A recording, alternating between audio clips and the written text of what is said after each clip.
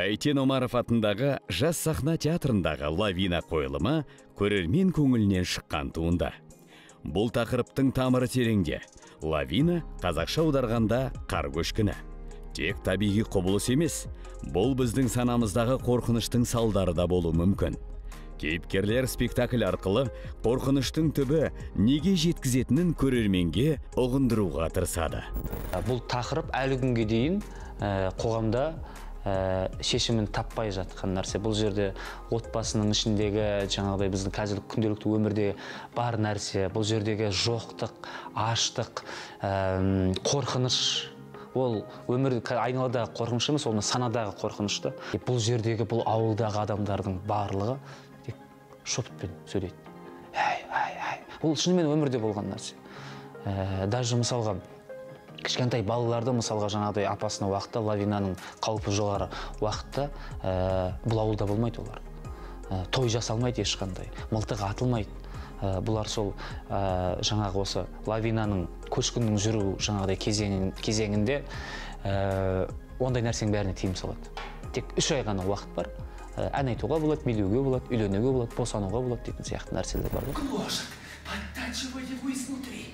Однажды он опять проснулся среди ночи и говорит мне: хочется прямо сейчас выбежать на улицу и закричать: ничего не могу с собой поделать, я хочу заорать. Ты что, с ума сошел? Говорю я ему: а если лавина свалится нам прямо на голову, ведь мы все умрем.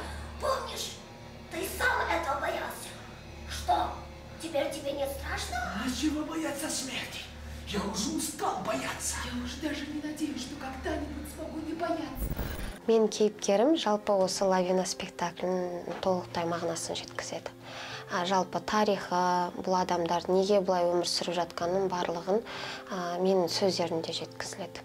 Жалпы ерте екіқабат болып, сол қыс мезгілінде туып қоятын болса, лавина, яғни көш, қар көшкіні жауып, адамдар өледі деген сеніммен ерте толғаға келіп қалған әйелдерді тірідей көметін болған, ауыздарын жауып, айғайламау үшін.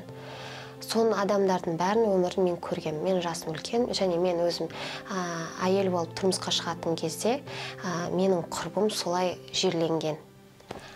Сол оқиғаның бәрін айтатын мен. Мұндағы кейіпкерлер үнемі шектеумен өмір сүріп үйреніп қалғаны соншалық, қатты сөйлеуден, дауыс шығарудан қорқады. Бір күні өмірінде өзгерістер орын алған кезде шекара шеңберінен шыға алмай қалады. Бір ауыз сөзбен айтқанда түйіні: ешкім өз дауыстарыңызды жоғалтпаңыздар деген. Әркім өзінің дауысын жоғалтпау керек деген әңгіме. Бұл сөзімнің жаңағыдай не үшін бұлай бір ауыз сөзбен айтып тұрғанымды спектакльді көрсеңіздер түсінесіздер. Көрермендерге де интрига болып қалсын. Бір қызығы, мұнда гримді актерлар өздері жасайды. Оның өз себебі бар.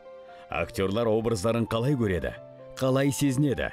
Соған байланысты грим жасауда барынша еркіндік берілген. Айта кетейік, қойылымға шығарма авторы Тунджер Дюджонгулу мен көрген лавиналардың ең үздігі деп оң бағасын берген екен.